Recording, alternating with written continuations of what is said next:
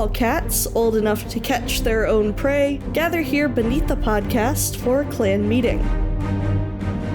Welcome to Paws Clause, a podcast where we read the Warrior Cats books in chronological order.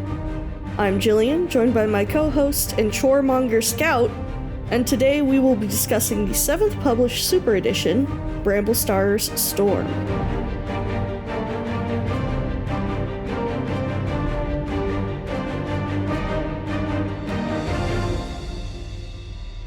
Hello, Scout. Hello. Get those chores going. I need to see you. Get those chores done. I need to see you sweeping. Stat. We can't let people know we sit. If you don't have the vacuum out, what are you doing? Hi, Jill. I was doing chores yesterday. I was on the chore path. Scout used the very fun term chore path instead of warpath as a portmanteau of chore and warpath, and I just adored it so much. I had to keep up with it. I'm so glad. I love to make up silly things and add them to my lexicon. I love that for you. How about you? How have you been? I heard the pollen is killing you. Oh, I've been EB. Yeah, the pollen is not a fun situation at the moment. As many of our listeners may know, I live in the southern United States, southeastern specifically, and we're getting hit pretty damn hard right now with that. It's the time of year. Yeah. My husband's car is green right now. It is usually blue. Oh no! Yeah, it's rough. Oh. There's just so much. I've got our air purifier turned up to max. The cat's been sneezing. I've been sneezing. Oh. My eyes have been all itchy and stuff. It's just not been a good time this weekend. I've had a headache all weekend. Man, Awful. I'm sick of this shit. But other than that, it's been a pretty good weekend. Kind of a nice chill weekend. I finished one of my crochet projects, which is a gift for a friend who's expecting a baby. Yay! I always love seeing your crochet projects. They make me very happy. Oh, thank you. I gotta put the eyes on this one, and then it'll be done, and I'll show it off to you. Yes. It's a big snake. It's just a little guy, actually. Just a whittle guy. But yeah, Scout, tell me, how's the prey been running over there? Prey's been running pretty good. Part of my chore path yesterday, actually, was making enchilada sauce from scratch with dried chilies. From dried chilies to sauce. I want that so bad. It was really good. It was the first time I've made it. It was a recipe that my mom has had from, since she was our age or younger, that we haven't made in since I can remember. So she's just had it hanging around. Wow. But we went to the bodega-esque storefront of a tortilla factory in the LA area last weekend. Okay. And got a bunch of their tortillas, and their tortillas are so good. And so we said enchilada sauce, and then we made wet burritos technically, which I know can be a contentious thing. It's very American Mexican burrito. food, but it's so good. I just love a wet burrito. I love a wet burrito. There was a place when we lived in Charleston that had some of the best wet burritos. Oh, so tasty. Delicious. And so we made that. We used some pot roast beef for the filling. Dude. Delicious. A wonderful time with the homemade sauce. Mwah. Oh, you're killing me. Highly recommend. You are killing me. That sounds so freaking good. I wish I could send you some. I'm beaming it to you with my brain. Thank you.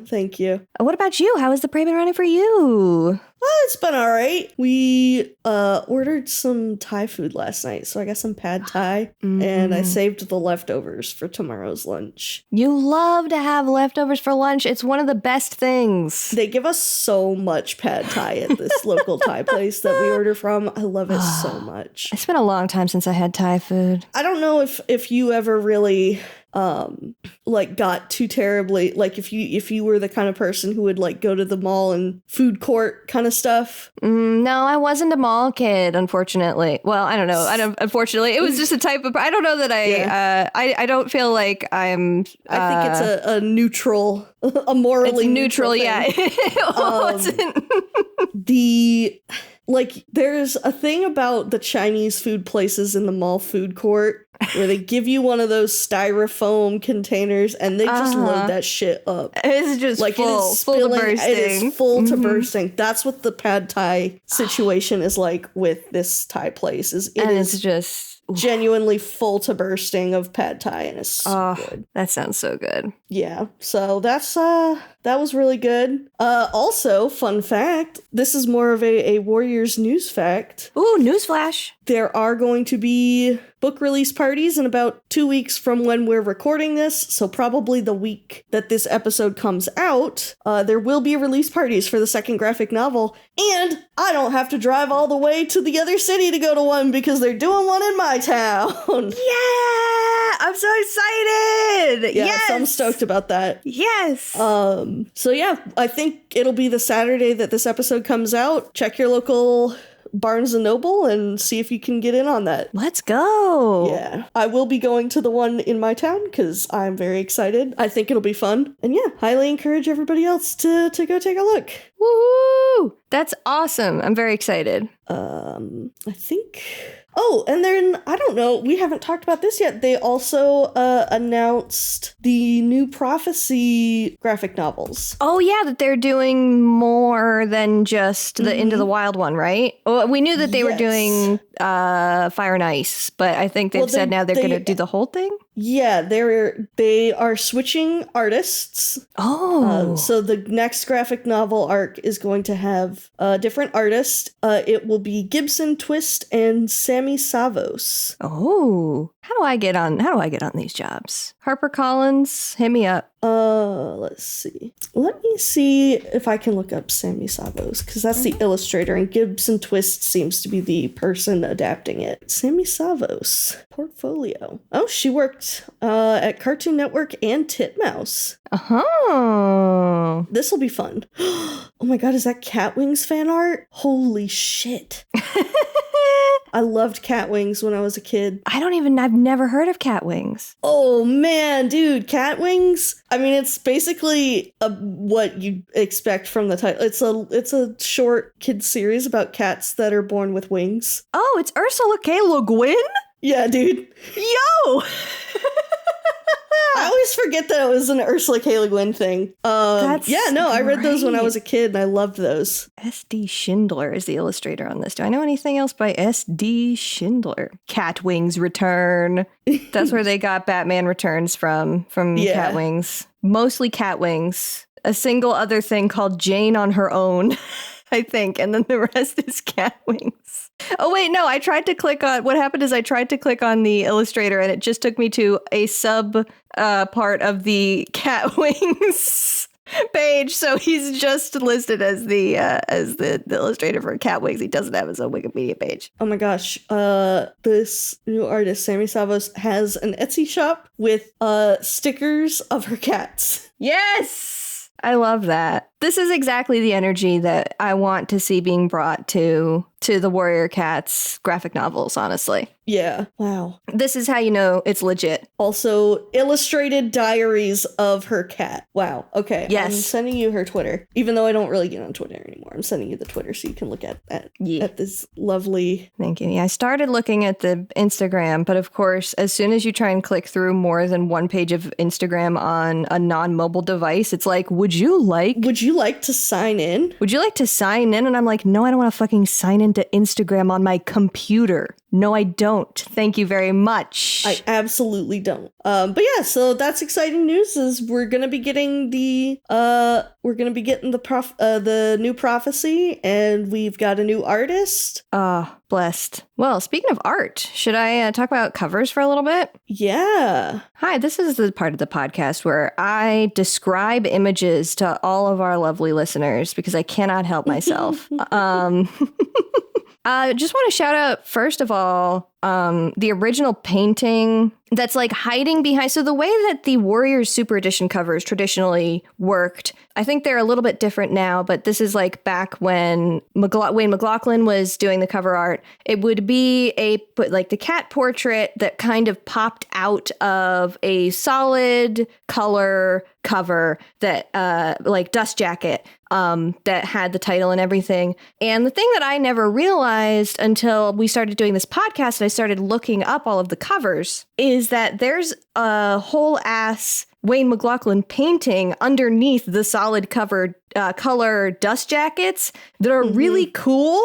And like, just, I never knew that until this, really, because I don't think I read I never had a physical copy of any of the Super Editions growing up, or like checked them out of the library or anything. Anyways, this one is Bramblestar standing there on the edge of the lake. It's very, very dark colors. And then you see this huge storm rolling in with like this very frightening looking red thunderhead in the background with the lightning coming down. That's really cool. Very moody. Shout out to Wayne McLaughlin, who draws like the softest looking Bramblestar in the world. I was like that. Like, I love you, Wayne. I feel like this one was kind of like, I feel like maybe Bramblestar is your little meow meow, because like that is it is such a soft Bramble compared to that is just a baby, soft, small man, little man. So not my favorite artistic depiction of Bramblestar himself, but I really liked that cool painting behind it that you don't get to see unless you're in the know. Yeah. You know? Well, and I have the paperback, and they don't use that. Oh, yeah. They just have the little right, circle profile. Because the paperback doesn't have a dust jacket, yeah, so they just have the circle profile. It's too bad. I mean, it's a fun concept to hide that stuff, but it is too bad when a lot of it ends up being probably goes unseen. Another intense and fun one. This is the simplified Chinese cover. Now, I do want to shout out, I think every single cat depicted on this cover, the coat is wrong. I don't think they got a single cat right. I think there's Bramblestar in the front here is a gray tabby. That's not right. I think on the left we have Purdy. No, the blind eyes are there. So that's Jay Feather, the brown tabby, which is not right. This yellow cat is Squirrel. I think Squirrel Flight. She's the one in the scene. This is depicting the scene right out of it. So it's really funny that everybody's wrong, but the vibes themselves. It is 5 cats inventing rafts in the middle of a flood. The storm raging behind them. I like the dynamics. I really like the way that the water is rendered. It's all brown and muddy. I like the action of it. Great vibes. Very funny about the just you tried and you got absolutely you got them all wrong.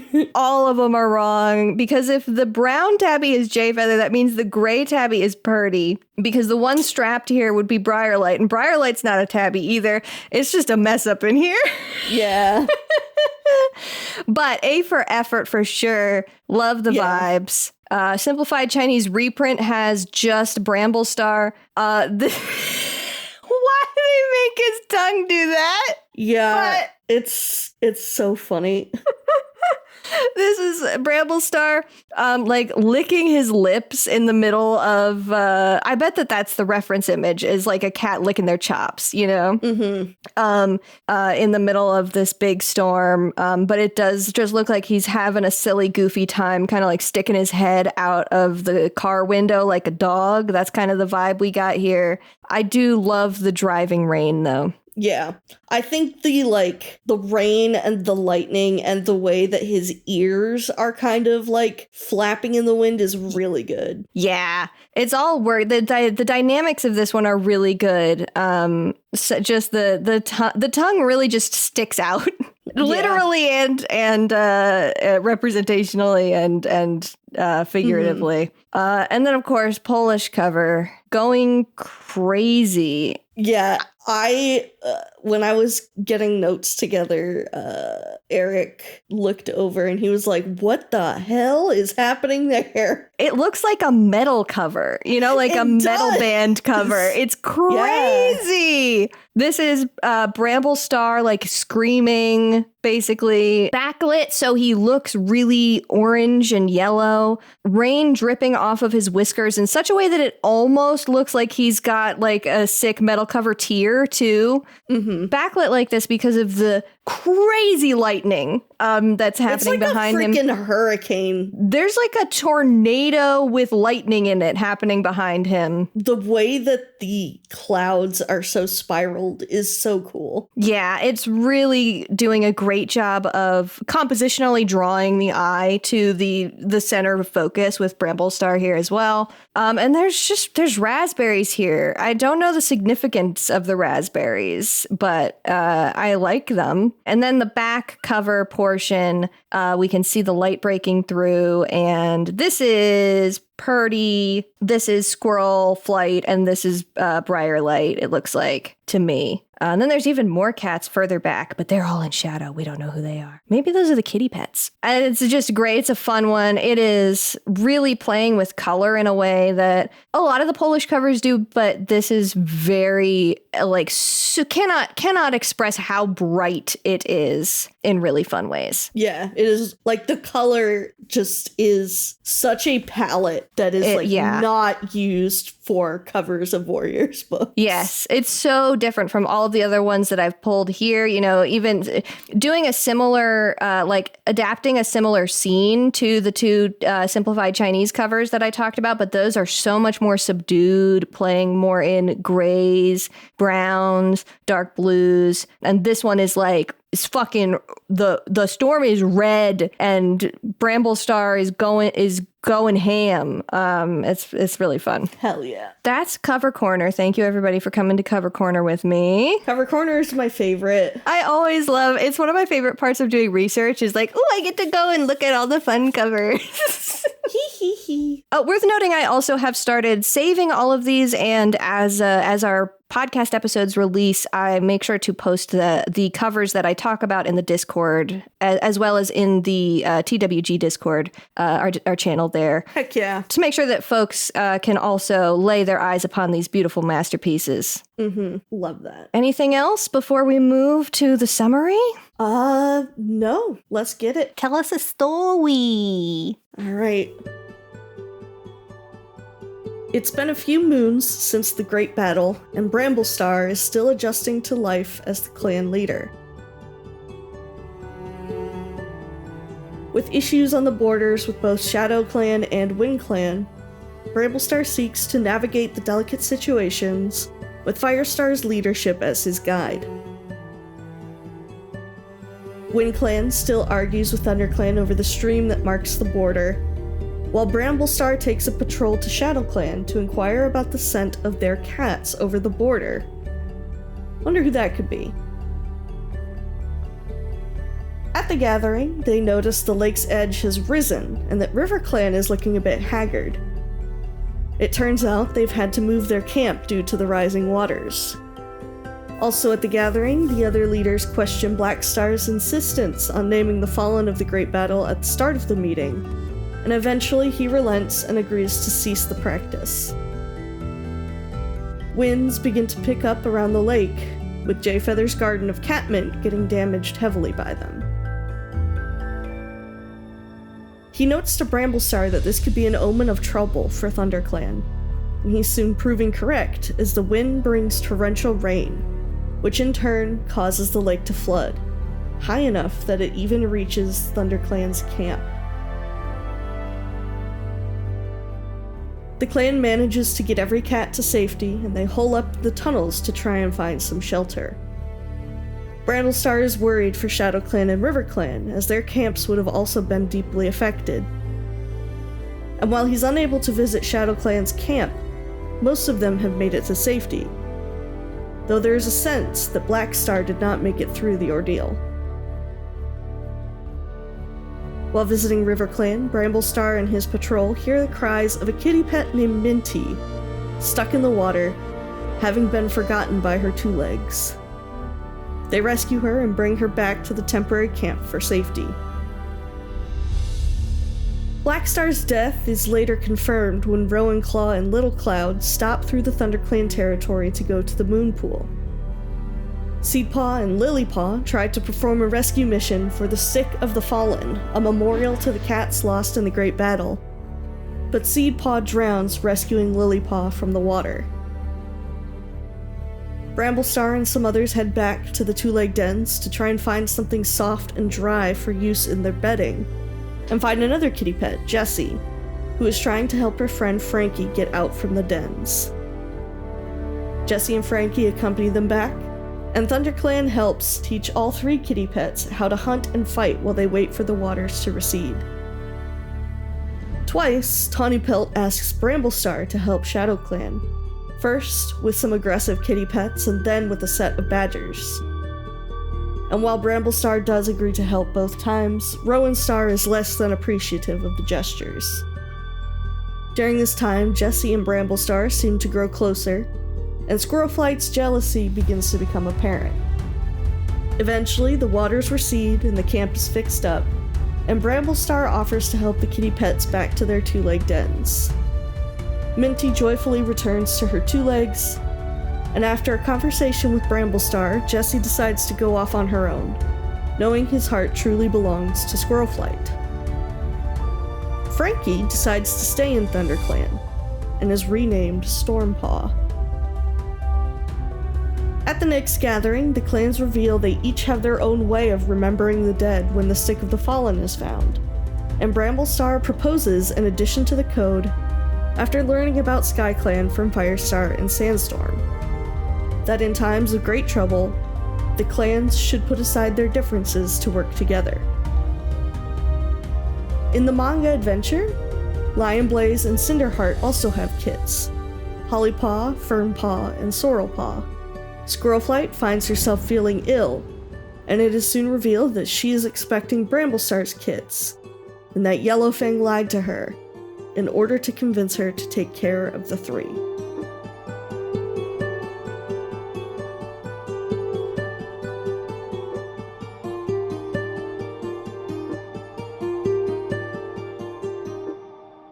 And we're not going to interrogate that Yellowfang did that at all. We're just going to say it and move on, and it's not a problem. Oh shit, Yellowfang lied? Oh well, okay. It's not going to be something that they dwell on at all. We're not going to, we're just going to leave that, okay. Okie dokie, sure. Yeah.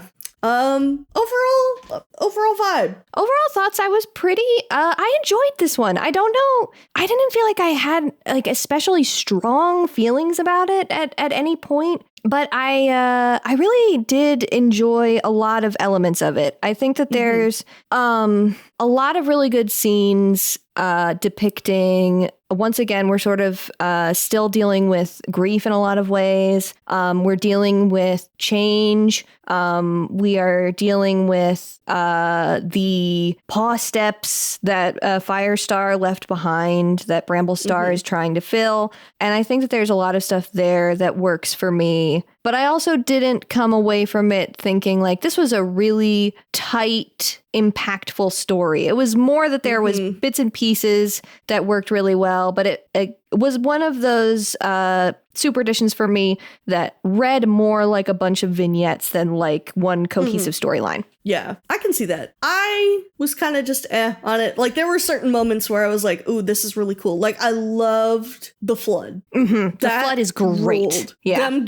Them trying to get everybody out of the camp is like my top scene from this entire book. It's really good. But like most of the rest of it, I was like, all right, it's okay. Like, I don't have very strong feelings about this one, I'll say. Yeah, exactly. That's kind of how I came away from it too. I was immediately kind of turned off by Berrynose being weirdly like, we need to repopulate the clan. I know. Dude, my first note that I took was like, how can we already be being weird about moms again? How did we get here? It felt really gross the way that he was talking about it. And I'm like, I don't know. It just was, it was, I didn't care for it. Yeah, it was, I mean, Barry Nose always has a...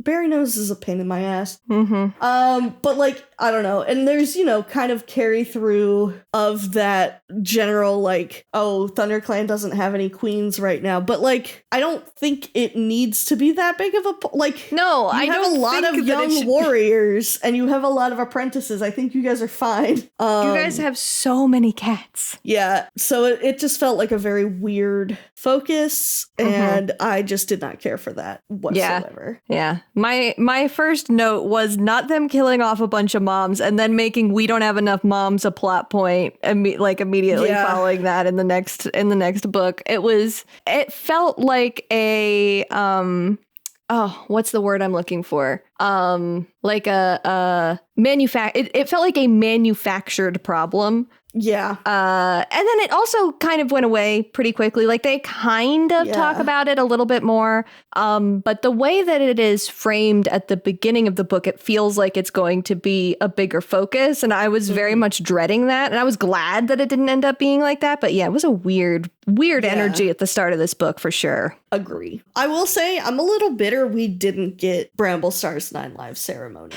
Me too. I just feel like his would have been really cool to include. Like you're telling me that we don't get to see Firestar give Bramblestar a life? Yeah, that bummed me out. among many things, it would have been I just think it would have been a great 9 Lives ceremony. I agree. Even if it was a thing like they wanted to be further from when he had become leader, I wish that if they wanted to have this time gap happen here, I think the 9 Lives ceremony should have been the prologue. Instead of the prologue we got, which was pretty lame. Yeah. Because that prophecy then didn't come up until like 3/4 of the way through the book too, I feel like. Yeah, it didn't. And the prophecy was kind of a nothing. The prophecy was a nothing prophecy. And why did Firestar need Cloudstar to come give him the what is up with the fucking man? I think they were doing that. I think they were doing a lot of that because they were like, we're gonna be bringing SkyClan back, so we gotta start dropping some hints. Yeah, they were starting to set that up. So we do Bramblestar's leader ceremony, 9 Lives ceremony is in the Ultimate Guide. Okay. But still kind of pisses me off. Do I have the original Ultimate Guide over here? I'm gonna go check. You might. Let me go grab mine. No, I have Secrets of the Clans, which is... I have both the original and the expanded here. So let me find... 50. Okay, yeah, there is a full little short story of his 9 Lives ceremony in the Ultimate Guide. We should read that before next recording, and then we can see what we think of it and review that for next episode. Yeah. I mean, I can also say, like, it does say on the wiki which cats gave him his 9 lives, but we should also definitely read the little short story in there. Yeah, I've put a note for myself, so I remember to do that for before we record Hawkwing's Journey. Yeah, we'll just chat about it in our prey running segment probably. Yeah. I'm sad. I still, even if it does exist though, I wish that it was in the book instead of relegated to the side material. Yeah, it should have been in the books. It feels like an important one to me. I agree. Who am I to say? Who are we? Who are we to know better than the Erins? To know better than the Erins. What is your vibe on Bramblestar as Bramblestar? I like the imposter syndrome bits we get from him. Yes. I like when he's like, am I doing what he's very much what would Firestar do? He's got the fucking band on his wrist. WWFD bracelet. I like that bit. I like how much it's like, oh my God, was I the right choice? Should I be doing this? That kind of stuff. But it feels like a lot of his personality is kind of gone. That was the thing that I noticed that I found was very disappointing to me. Yeah, like he just seems flat. And it was something that I think we even spotted when we were reading Crowfeather's trial. Mm-hmm. And I was hoping that we would see that he wasn't quite as flat here, and unfortunately, he still feels pretty flat. Mm-hmm. But I do agree that the one thing that is definitely working for me is the imposter syndrome stuff. And now I don't know how much of this is actual characterization and how much of it is just me projecting onto Bramblestar. But he does have there's some of those scenes that is like, I've worked a long time to present, the note I wrote about this, I've worked a long time to present myself in the way I feel other people want me to present. And now I'm being told to be myself, and it makes me feel sick because I don't know who I actually am. Yeah. And that shit is good. But if that I feel like that is not what the intention was. No, it doesn't feel like it. I think somebody in our Discord mentioned like a very interesting like fan theory they have of, you know, cats being different once they become leaders because these extra lives kind of like are all adding into their personality, and so they are less themselves than they used to be, which I think is a really interesting theory. I would like to see a little bit more to that in the text, but I think that would be like a really cool thing to sort of, I think it's a really cool idea, and I think it would be cool if that is something that the Erins would explore, actually. Yeah, that's definitely something that I would love to see explicit in the text. As it stands, it feels more like they just, once a cat is leader, they don't quite know what to do with like, and I think this even comes back to One Star too, you know, yeah, like and your how personality is leader now. Like, yeah, your personality is guy in charge, which is just too bad. I don't have. I mean, there's no solution. The books are written. I don't have a solution to it. But it's makes me sad. It makes me sad because there was a lot of Bramble-Claw stuff that we were really, really high on when we had Bramble-Claw POV. And there were a lot of times reading The New Prophecy where I was really interested in seeing how Bramble-Claw would handle being leader. And stuff like that. The short story that the online short story between him and Leafpool that I really, really liked his characterization there that we read a little while back before Power of Three, I think, where he was freaking out about whether or not he should have been chosen as deputy. And they just don't cash the checks they were writing with him in this book, which is too bad. Yeah, it is a shame how it kind of makes Bramblestar less of himself. I really liked the Dust Pelt and Brackenfur stuff in this book. I feel like those were some really good moments. Yeah. I know you're broken up about it. I am despondent about the boys. I kept some of the moss from her nest, but I can't even smell her scent on it anymore. Dust Pelt. This man has never been sadder in his life. He is just so fucking sad. It is, and like the fact that I think Bramblestar even points it out, like he and Sandstorm and Graystripe are like, they're the old guard now. Yeah, they're the ones who are like, they're the old guard. They're the only ones left from like, because like, you know, Bramble-Claw and them were around when Firestar was young and in charge, but like they're that's the adults that were around for him. And it's, you know, it's just so sad, especially seeing just like, I think there's some really good moments too of Sandstorm being like really sad about Firestar's death. She's lonely. She misses him. She misses her husband. So yeah, I think there's some really good moments with the older cats in this book, especially like including Purdy had a lot of really good moments. Yes. It really does feel like a lot of nice little moments with some of the older cats in the clans, which I don't feel like we really get a lot. Like we do get a lot of the elders like being, you know, yappy old folks, but like we don't get as much Yeah, when we're seeing like them through delving the into eyes, the sensitive bits. When we're seeing them through the eyes of apprentices who are like having stories told to them by the elders and stuff, we aren't getting to sort of engage with them on the fully adult level and seeing the full range of their emotions and stuff. And here we are getting that a little more. We're getting a more mature look at the elders in a way that I really like. Yeah. I do have the one note here. Even wifeless, the wife guy cats are such husbands. Yeah. They are so husband coded. I can't take it. I really like how Brackenfur and Dustpelt are like best They're bros. It's Oh. really cute to me. I just think they're precious together, like as bros. They're best friends. There's even, I'll jump ahead to this one because we're talking about them.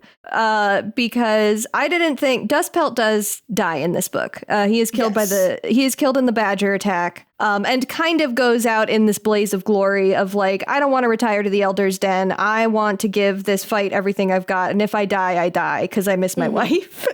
I miss my wife, Tails. I miss my wife, Tails. I miss her a lot.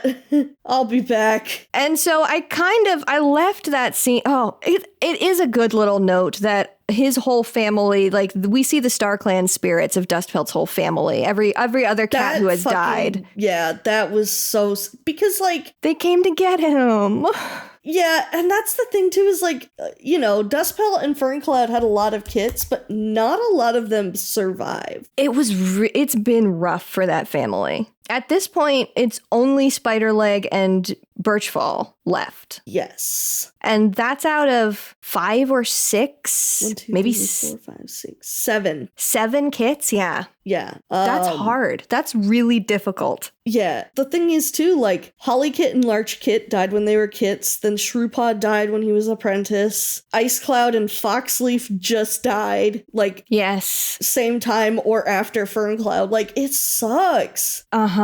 His whole family. Yeah, God, he did. He lost Ice Cloud and Foxleap like within the last 6 months. Yeah, because Foxleap died in Dovewing's Silence. Right. And then Ice Cloud died in between because we haven't been through a fucking enough. And they just said we're going to put a green cough epidemic in between Dovewing's Silence and this.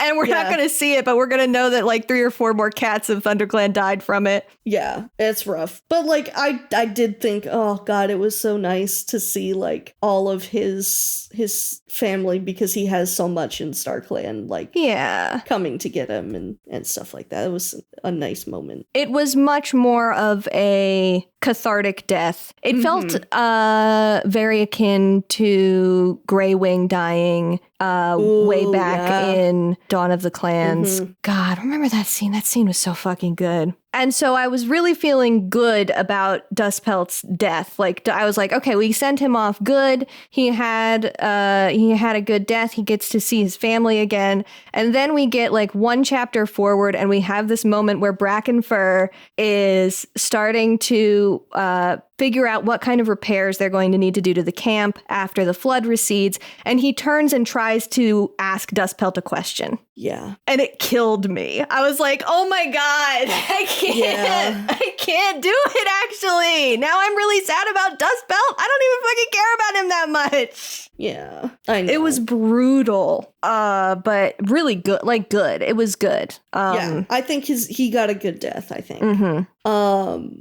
I think there were a couple of other nice little moments. There's a couple of moments where Jayfeather and Lionblaze are just like acting like children and like when they wrestling just fuck and around, goofing around with each other. And like to me, that and especially when they do it around Bramblestar and Squirrelflight, it just feels like a nice organic way of showing like that these bonds are mending between them. Like that they're comfortable being around each other again. Yeah. Those parts made me really happy. It was nice to see. It was nice to see the boys.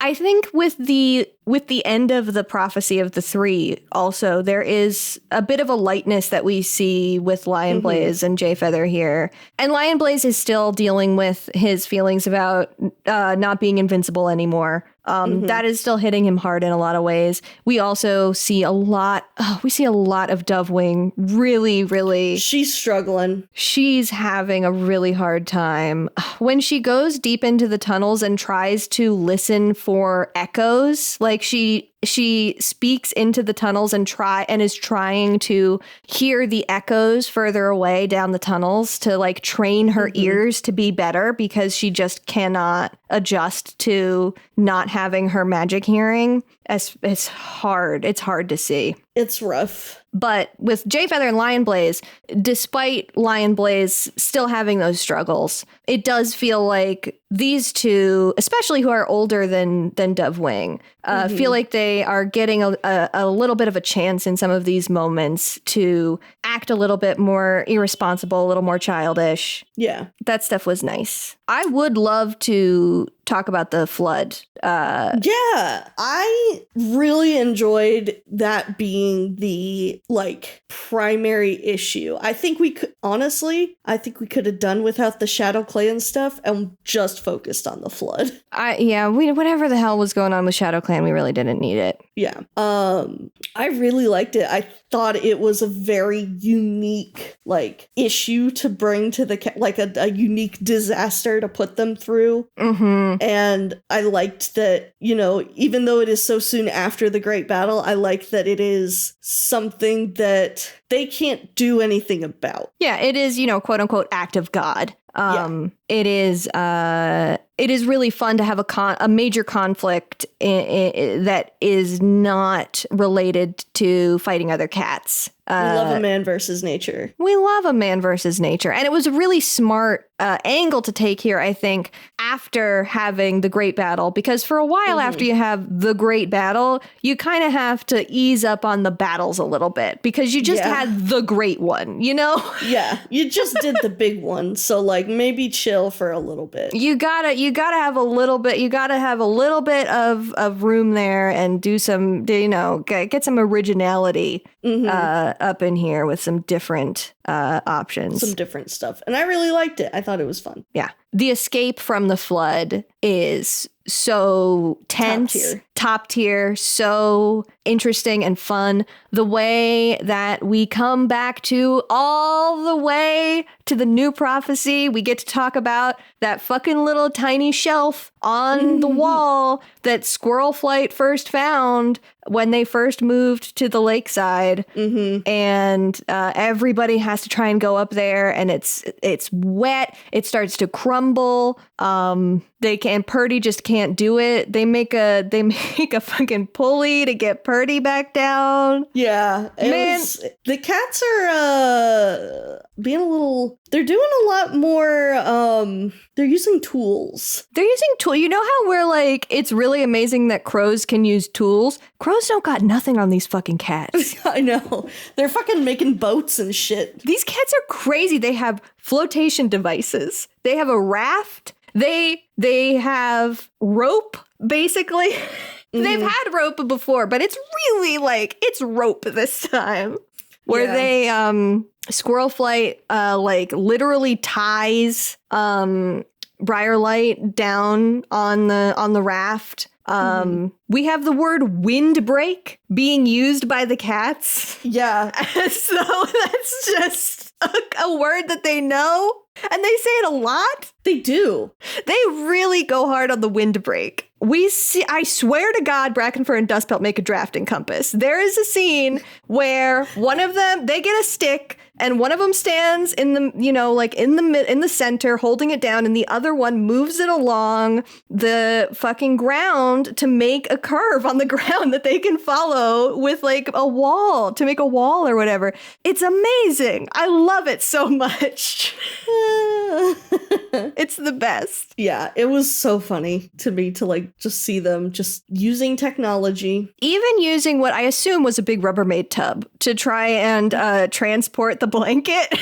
That was oh, the blanket. I wish that had worked better. I think that would have been really fun. I'm so sad that the blanket still got all gross and muddy in the end. Yeah, I wish that they'd been able to get the nice. blanket. I want those cats to have a blanket so bad. And they did end up using it, but it's just like, it's not the same. But they fucking dried it out. They put it, they hung it out to dry like a clothesline. They did. They had a clothesline too. You're right. I just think it was very fun that they were like, damn, this shit's soft as hell. We gotta yoink this. We gotta get some of this. I like that it was Dovewing that made the suggestion too, specifically because I think I've mentioned it before that one of the Erins at one point said like, I bet Dovewing really would prefer to just have a kitty pet life. I bet that secretly sometimes she's like, man, life would be easier if I was a kitty pet. Yeah. So I like having that in mind and it being Dovewing being like, I want the blanket.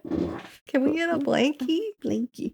Well, and to me, it's so funny too, because, you know, our cat Zelda is... She acts tough, but that girl loves a blanket. She fucking loves a blanket. She loves a big soft blanket. She does. Like, there's Eric got a new blanket recently, and she has claimed it as her own. Of course. And he pulled it out of the dryer tonight and immediately like set it up like a little nest on the couch for her. Oh. And it's like, yeah, cats just love it. They like the soft. They like a blankie. They like a blankie. It's so soft and comfy. There was one other thing I wanted to mention about the flood scenes, and that was the promise Bramblestar makes to Millie to get Briarlight out, and just seeing how much work goes into getting Briarlight out of the camp, and how harrowing that is, and that it works in the end. And I just, I really like seeing how much effort goes into the preservation of Briarlight in general. There's a sense of community looking after each other with Briarlight a lot of times. And she does have a moment where she's talking to Bramblestar and she's like, I wish people would make such a big deal out of me. Yeah. And he's like, well, everybody's got their quirks. And she's like, yeah, I know. I just kind of, just been feeling it. But she, I'm glad that she is thriving, honestly. Yeah. Honestly, her and Jay Feather's relationship, like, I really enjoy it. I love them. I think that they have like a really fun friendship, and like I think that she like can take his sass. Exactly. And I feel like because he is sassy with her, that is why she likes him so much, is because like so many of the other cats are like walking on eggshells around her, and he's just like, if you don't fucking do your exercises, you're gonna fucking die. And she's like, damn, you're so right, Jay Feather. I'm gonna go do my exercises. It's good. I just think that they have a cute little. I think they have a fun little relationship. I think they're cute. I don't think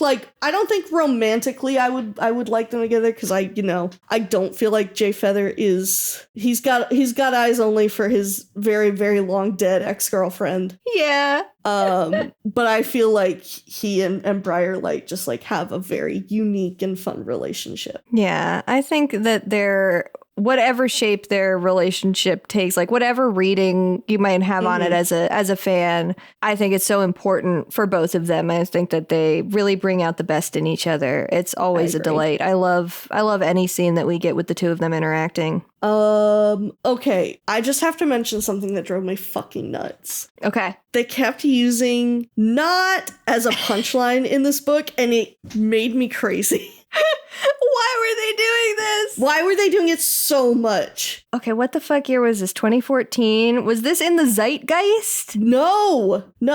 This was out of the zeitgeist. That's truly a strange thing. I had forgotten about because I read this one a couple of weekends ago because we had to delay recording. So I had forgotten about this. I can't believe I can't believe it. Why would they do that? Oh, man, I wish I knew. the what is it? The Marvelification continues. That feels like it would be a Marvel movie thing. Yeah, it does. It's not it's not a Marvel movie thing, but like it's in the vein of it reeks of irreverence. Yeah. You reek of irreverence. You reek of irreverence to me.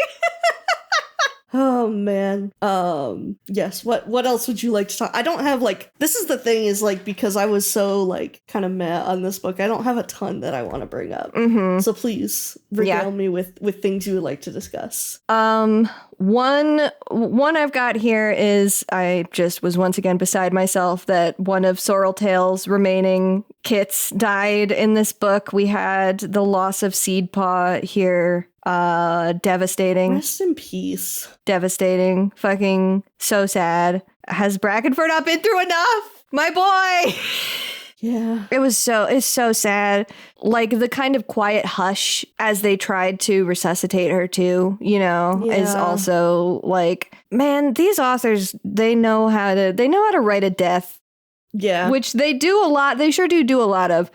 Fun fact is that basically every time I listen to one of our podcast episodes with my lovely parents, I love you parents, one or both of them will be like, how are you not more fucked up? Like, how did you read this? It's so funny too, because like I was giving Eric the lowdown on Bramblestar's like backstory and everything, and I was like, oh yeah, this is what his like the X, Y, and Z happened, and this and this and this. And I was like, and he killed his brother by stabbing him through the throat, and he just looks at me and he's like, what the fuck? I'm like, I mean, you know. Sometimes you gotta do what you gotta do. God, that scene fucks. That scene is so good. I know, that's what I told him too. I was like, it's the best fucking scene. It's one of the best scenes in the whole series.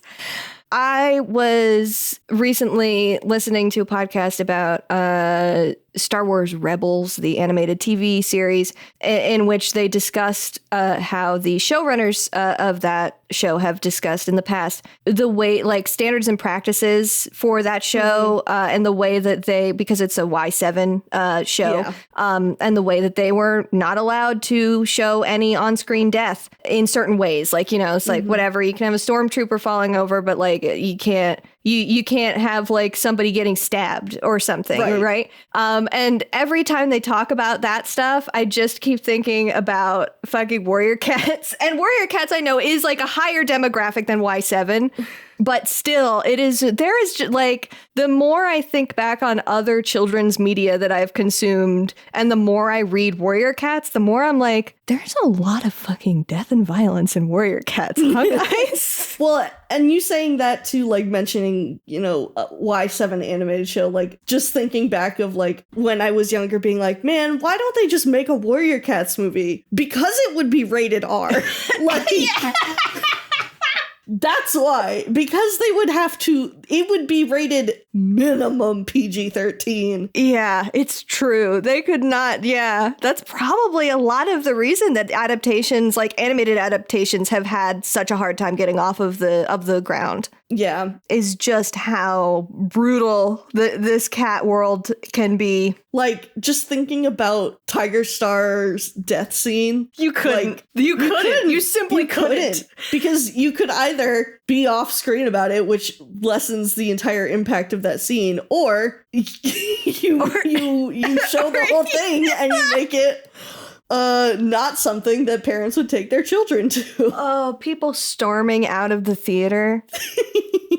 How could you do this to my Billy, my baby boy? Look at him. He's beside himself. He's traumatized. I am thinking now of a version of that scene that is like one of the ones that sticks with me the most. And this is something that like I didn't think about as a child, but I think about so much going back and watching it, is the scene in Tarzan where Clayton is chopping through all of those vines, and we see it in silhouette only, but that man fucking hangs himself by a vine. Dude, I recently rewatched Tarzan and I was like, fuck, dude, I forgot that's what it looked like. Like, that is dark. It's intense, dude. But now I am envisioning a version of the Tiger Star death scene that is shot in silhouette like that, with like Fireheart under it, Firestar under it. That would kind of fuck.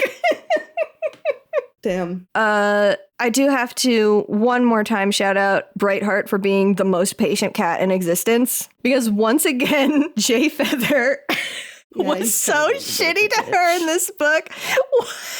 Why is she his punching bag? I don't know. It's so rough. And she takes it in stride. I had to give her a little bit of a shout out where it's due because, oh my God, Jay Feather, give her a break. I know. I did like how he was very like when the kitty pets come in and they're like, I don't know if I want to take this medicine. He's like, all right, then die. Like, yeah, literally. Then perish.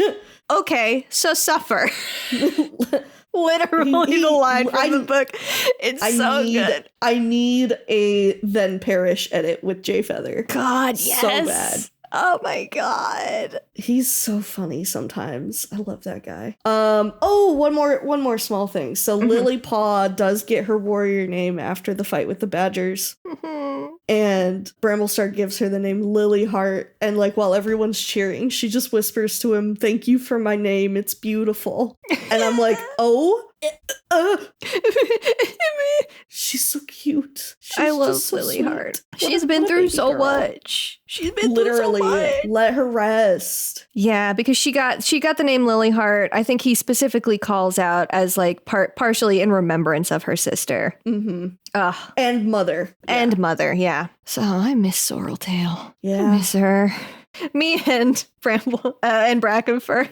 Yeah. I miss Brackenfur's wife. I miss her a lot. I also miss this guy's dead wife. Yeah, same. I also choose this guy's dead wife. miss my wife, Scout. Yeah, me too, Brackenfur. Oh, man.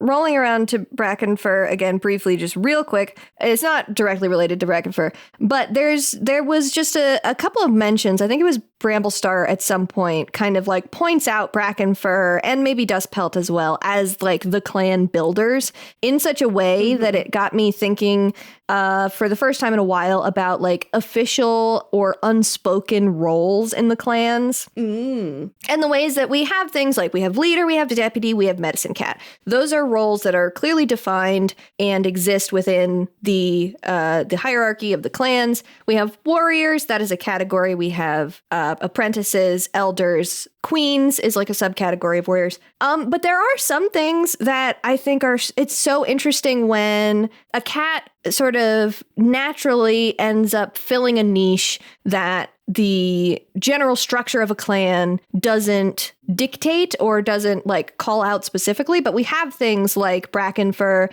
and Dustpelt being the builders, being the ones that shore up the clan and work. And we have cats like Daisy who don't do warrior duties, but do stay in the nursery with nursing queens and help raise the kits and help to monitor pregnant queens, things like that. And I really wish that we got more stuff like that. Like, I want to know who the builders are in Shadow Clan. I want to know if River Clan has any cat like Daisy, you know? Like, I would love to see that stuff more often. I agree. I think it would be really cool. And I actually have something in Sharing Tongues that is kind of related to that. Ooh, exciting little preview.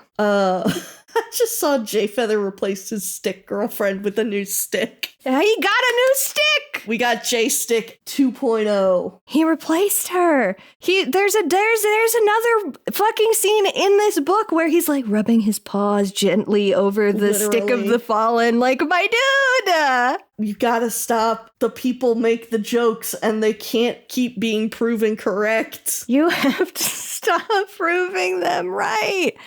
I did like hearing all of the unique ways that the clans dealt with the different ways that they remember their I wish their that had been a thing for longer. Like, I know the Great Battle was supposed to be something big and huge, but I feel like that's definitely not the biggest threat they've all faced. And I feel like that this should have been something that they'd been doing for longer, but I'm glad that it is a thing now. I think that the Erins were wanting us to feel that the Great Battle was the biggest threat they've ever faced. I don't know that I end up feeling that way. I don't think I did. No, I did. I definitely didn't. I remember us talking about it. Yeah. I do want to briefly shout out Blackstar, who dies here. It's really interesting to have seen him over the last couple of books just become old and frail, and then die here in the flood. He's an interesting guy. You know, we really liked we really liked Blackfoot's Reckoning back in the day. He got a whole novella about his 9 Lives ceremony, but whatever. It's not like it's not like Bramble Clause is aborted or anything. No, not at all.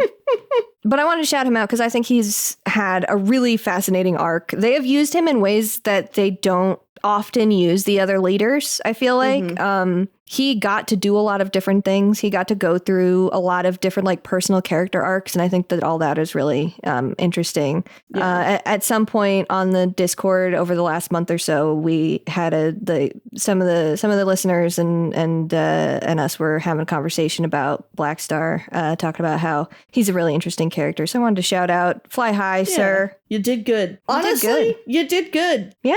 He was not a bad leader of Shadow Clan. No, not at all. He was he really did good in the end. A quick shout out. I really liked Frankie. And I'm really glad that he is staying in the clan. I liked him a lot. I am too. I think he's adorable. Oh my god. Actually, hold on. The scene where they find his brother. Dude. That's fucked. Okay, so That's Frankie fucked up. Frankie was looking for his brother Benny, and he just could not find him, and he kept sneaking out of camp. And Bramblestar and Squirrel Flight were like, "Hey, what's this guy doing? Should we be worried about this?" And so Bramblestar follows him, and he realizes that Frankie's been sneaking out of camp because he's still trying to find his brother. And Bramblestar is like, "Okay, well, I'll help you look." And they find him, and he's been dead in the sewer for a week, and it is horrible. It's really rough, but like I really enjoyed Frankie. I think he's adorable. I'm glad he gets to stay. I kind of hope we get more of him. Yeah, I hope that he gets utilized. I just think he's fun. He's fun. The scene after they do recover Benny's body and bury him, and Bramblestar is comforting Frankie, and like the stuff that he says about, oh, did I write down exactly what he said? Because it fucked me up big time. Hold on. When is it? What is? I wonder which one. They're looking up at the stars together, and oh yeah. And Bramblestar is saying, there's more stars in the sky than there are clan cat ancestors, so maybe Benny is one of these. And Frankie says, I wonder which one is Benny. Benny, I'll look up at you every night. If you look down on me, then we'll still be together. I know. Come on, dude. He's just a little guy. So the imparting of like, it's a sharing of faith, but it's a sharing of faith in such a like gentle way that I thought was really effective. I liked that scene a lot. Yeah. But I guess while we're talking about warriors, I want to know how you feel about a warrior code amendment. I think that should have been part of the warrior code from the beginning, because like that was basically what Dawn of the Clans was all about. I know, right? Like, and they've been doing that shit. So like it really took you guys this long to like codify that into law. I cannot believe. Like, it's something I've been complaining about, is like, why do we keep fucking forgetting that we need to help each other out sometimes? Exactly. But, like, I'm glad they fucking did it. Thank you for finally codifying it. It really was just like, finally. Yeah, it really was a fucking finally kind of moment. Fucking like, Jesus. Finally. I cannot believe that Firestar... Will it change anything? Probably not. I can't believe that Firestar never, right? pushed for this amendment. It's Firestar. That's his whole thing. Like a Firestar moment. Yeah. But yeah, I was both really excited to see it and surprised that they would go there. Because I do feel like it kind of sets this precedent now that like the code could be adjusted. I think that there is stuff that comes up in future arcs, not necessarily the stuff that I've read, if I'm remembering right, but the stuff that comes after it, that I think does get deeper into that kind of thing. And I'm so interested to see where it all goes. My last note is, I think it's wild that they reveal the Bramble Squirrel kits in the bonus manga here. I mean, I know that it does. It's part of the book. But I'm surprised that didn't get dropped in like an epilogue of the book itself. Because those kits are going to be load bearing. Oh, good. Shocking. Yeah. Firestar's kin being load bearing? Who would have thunk? Who would have thought? And yeah, I'm still mad about Yellowfang. I'm still mad about that. There's nothing else to say about it because we've been pissed about it since Leafpool's Wish. I still just cannot believe we're not going to interrogate that at all. We're just going to let it. Okay, sure. Fine, whatever. Just let it slide, I guess. Whatever you say. Whatever. That's it. Should I take us to the Erin Corner real quick? Yeah, take us on down. Woo!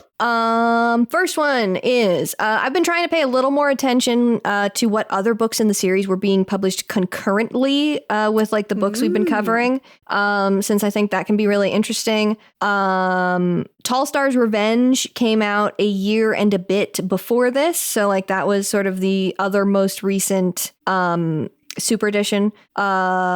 And Mothflight's Vision came out like equivalent to the same amount of months as between Tall Star's Revenge and Bramblestar Storm. Both of those were written by Kate Carey, and this one is Cherith Baldry, which I think makes sense. I would assume that they kind of swap off on those compared to like each they would swap off on them sort of like they swap off on the books in the series. I think I forgot to look into if I'm going to check real quick if A Vision of Shadows had started yet. Apprentice's Quest comes out March 15th, 2016.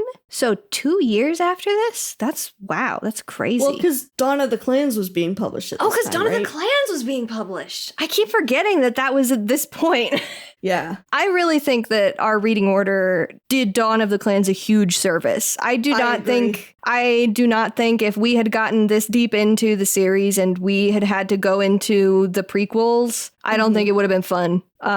Yeah, like they're good books, but I don't think we would have had as much fun as we did. No, and there really is a lot of stuff like now that we have gotten to the stuff of seeing a lot of like what Jay Feather actually saw in the past when he was Jay's Wing, all of that stuff really looks nothing like what we get in Dawn of the Clans. And Dawn of the Clans was kind of set up as a prequel covering the stuff in Jay's Wing's time. And like, it's not really, it doesn't really look like that at all. Yeah. I definitely think it's served better reading it before other stuff. Yeah.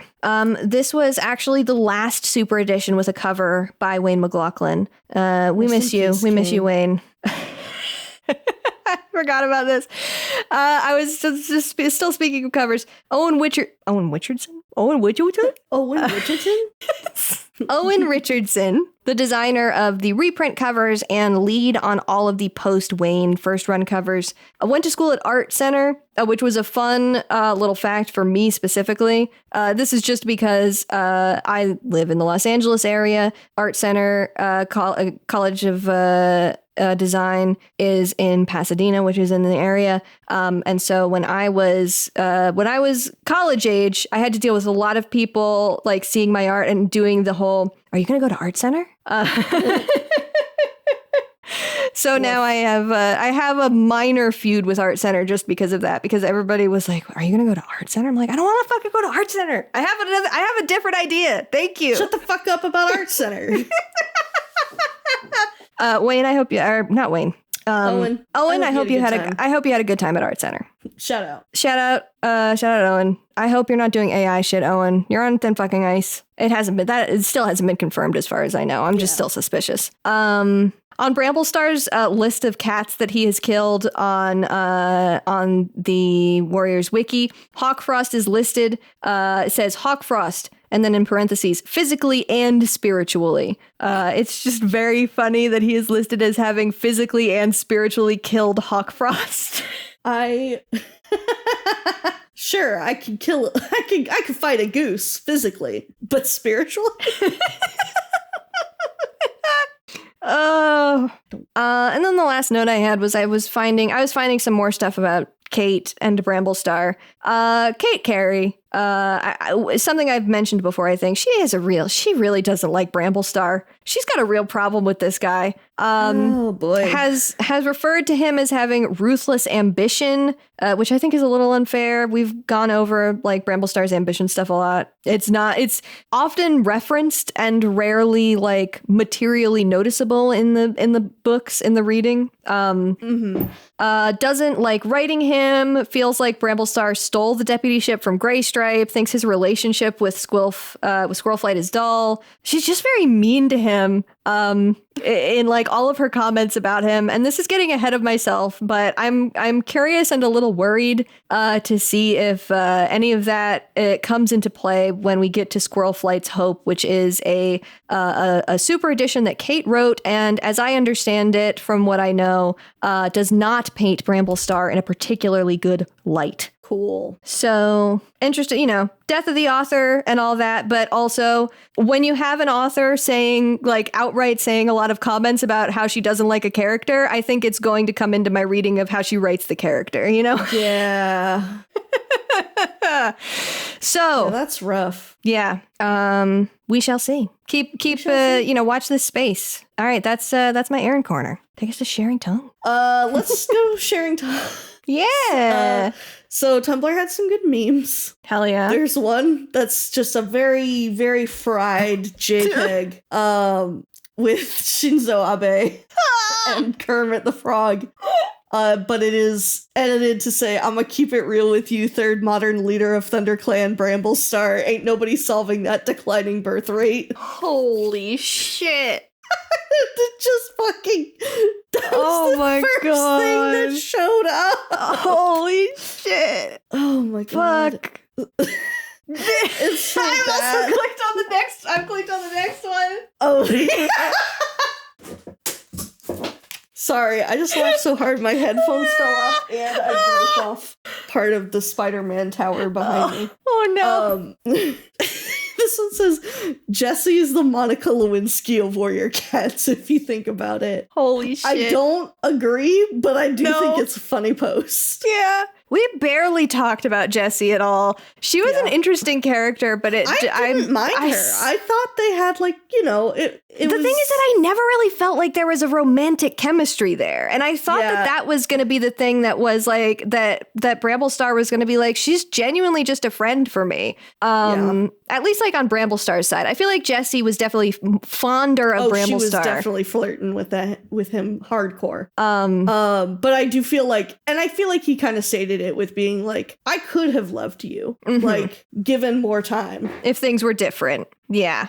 All right, this one is something that I very much agree with. It says, "Bramblestar Storm is a weird book for a story reportedly about the clan's reconstruction period post Omen of the Stars, especially for how invested it is in new characters and relies on this titular storm to set it all in motion. I feel like the plot of this one and Dovewing's Silence ought to have been swapped. Give Bramblestar the conflict around restoring the faith of his clanmates on the Dark Forest trainees, especially because he used to be one, like, way back in the day. That never comes up, huh? No. And have Dovewing's feelings of inadequacy after losing her powers be confronted by an external disaster, during which her powers would have been a big help." I agree. Yeah. I can see it for sure.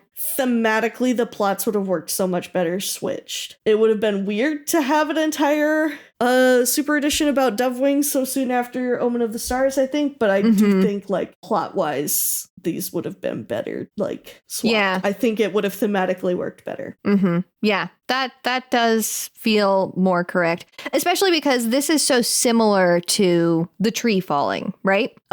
Into the camp. This is another thing that has devastated the camp. It would thematically flow really well with stuff that Dovewing has been really self-conscious about and really like hyper aware of. I agree. Then this one was, I said, mood, hope we get more Stormpaw. The Grey Tabby Tom had slumped into a sodden bundle of misery at the foot of a tree. Jessie bounded over and nudged him. "Frankie, wake up! You have to climb." "Leave me alone. Leave me alone. And they said, the user said, he's such a pathetic, soggy little baby, but he's my pathetic, soggy little baby. And it's so true. It is. I love him. He's love just a him. little guy.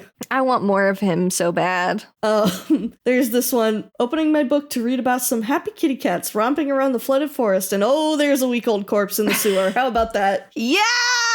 Yeah. That was a wild tone shift. Not a Y7. A lot of folks out here hating on Bramblestar. Just in general. Like, that's just something I've noticed for all of this. Mm-hmm. Oh, there's a moment where I think it's Graystripe drinks. I did notice this one and thought it was really Graystripe funny. drinks some of the flood water. He's like, tasted weird. Do you think it's poison? And Bramblestar's like, I hope not. Show me where you went. I want to taste it myself. Like, oh, I don't think that's maybe the smartest way to do it, but okay. How did the water get salty? The ocean didn't flood this place, right? Right. I think it's supposed to. I have no idea. Because there's also the whole bit where seagulls are flying in. And I'm like, what?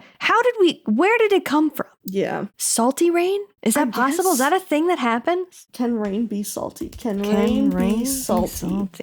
Us both Googling it simultaneous. No. But wind may bring spray from the sea with salt, and they are pretty close to the ocean. Yeah. Okay. So it's the wind. The wind did it. Gotcha. Yeah, that makes sense. Okay. Whew. Glad we figured that one out, gamers. Guys, we got it. Pack it up. We squared it away.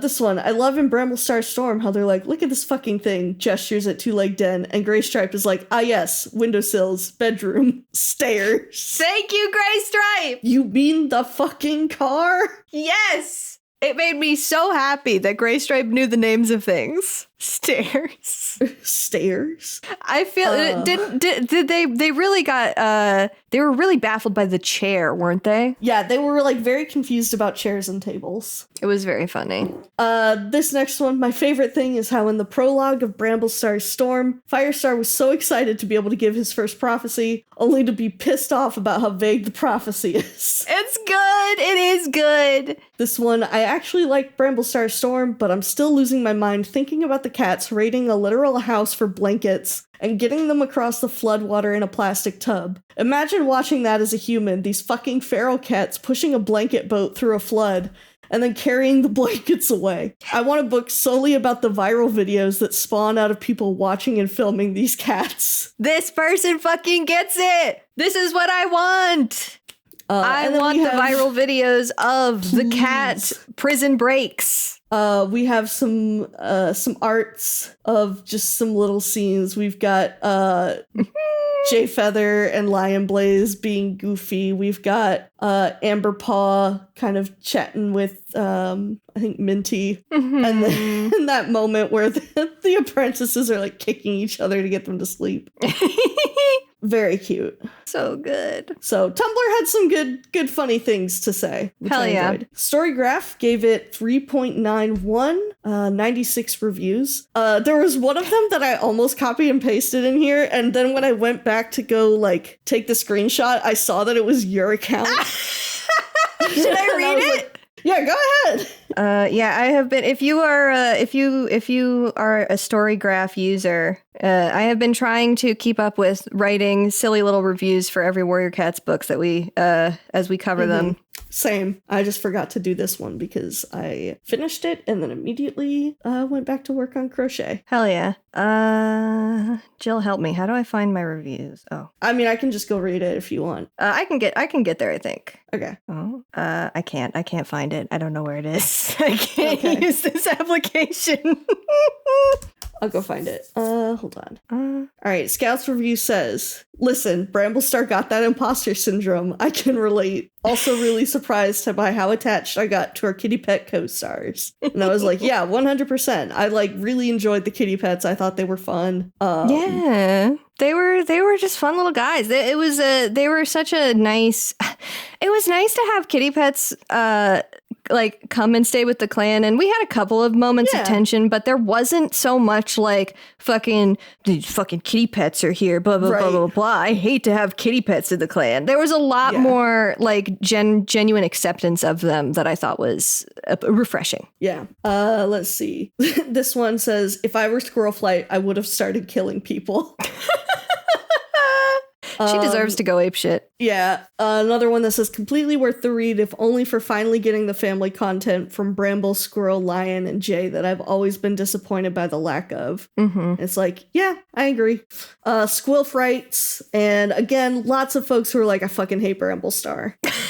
Poor dude. Like, genuinely, there's so many where they're like, I don't like Bramblestar, but this book made me be, like, okay with reading a book from his perspective. I'm like, y'all need to chill. The haters are out in droves. The haters really come for him. AO3 has 7 fics tagged. There's, like, a small but strong contingent of folks on both AO3 and Tumblr who create for Squirrel Flight and Jessie as a ship. I love that. And I just think that, like, I've noticed there's a lot of, like, lesbian rare pairs. There are. Yes. And I think that's really fun. The Warrior Cats fandom says women's rights, and the rights is to kiss. Yeah, they love, we love lesbians. Mm-hmm. Let's go, lesbians, let's go. There's a Blossom Fall centric fic, a Lily Paw centric fic, and a Sandstorm centric fic in the tagged in this. So that was nice. Reddit was mostly complaining about the continuity errors because there was a previous print, like the first printing had a pretty egregious continuity error where Graystripe was claiming that Misty Star was his daughter. Oh no! Yeah, it was like a huge, that whole paragraph he gives when he's retiring is talking about like Misty Foot and Stonefur being his children. No. And they, so people were like, when this came out, people were like, what the fuck is going on here? But the reprint changed it and gave him the new little speech that he had. But yeah, that's so there was funny. Pretty egregious continuity errors in there the first time around. This is why Stormfur is gonna get you in some fucking situations. Exactly. This is why when you have major characters, you need to differentiate their names, Aaron's, because this will happen. Listen to me. Blue Sky general opinion on this super edition is kind of low, and there was nothing specific on YouTube this go around. Mm-hmm. But so yeah, I think overall in terms of fandom, folks are kind of how we were. Nobody's particularly passionate about it. It feels like it has its moments and is generally mid, which is not a crime. Yeah. Let's go to the Warrior Cat of the Week. Tell me about your Warrior. I think mine's gonna come out of left field. Oh, I'm curious. All right, you ready? Mm-hmm. I picked Sandstorm.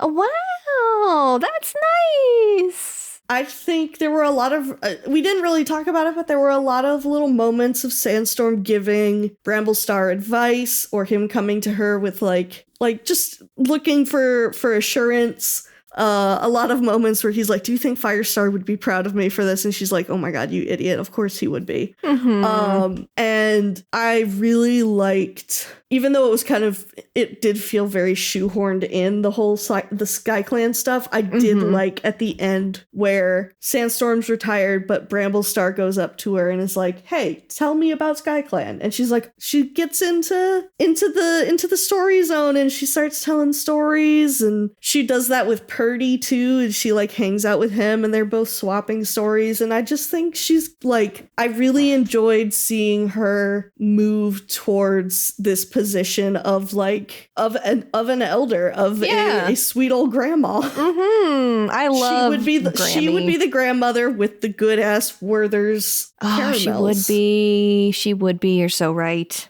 Yeah, that's a great pick. It was great to see her represented in a way she really hasn't been present in the writing in this way for a while. It was nice to see her again. Yeah. What about you? It won't come out of left field. Is it Brackenfur? Is Brackenfur? Oh, I love you so much. He was so sad. He just every time Brackenfur appeared in this book, I was like, that's my little guy who I love so much, and he's so sad and he's going through it. He's lost his wife, he loses his daughter, he loses his best buddy, building bro.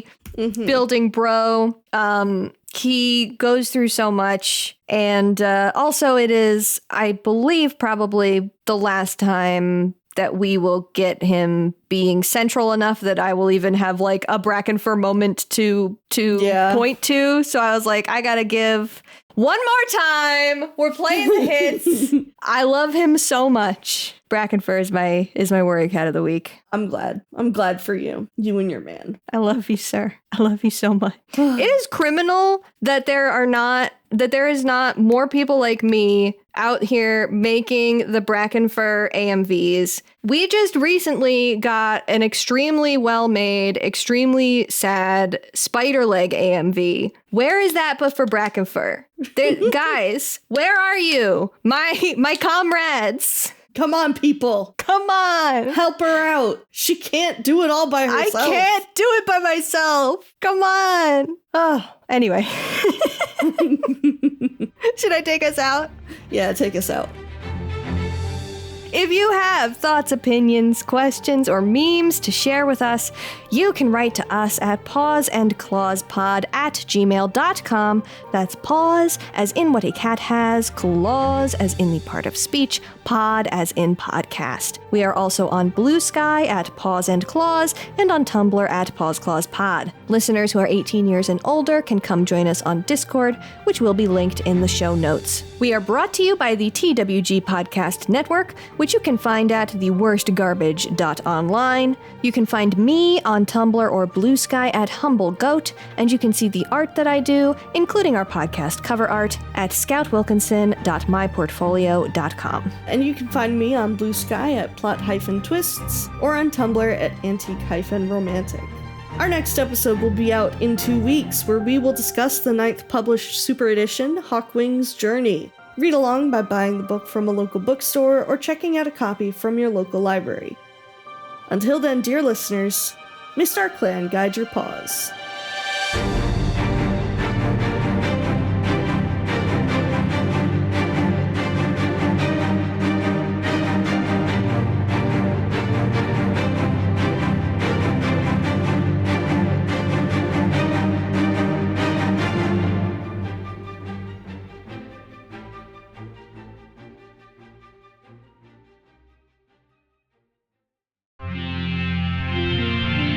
TWG, the worst garbage, online.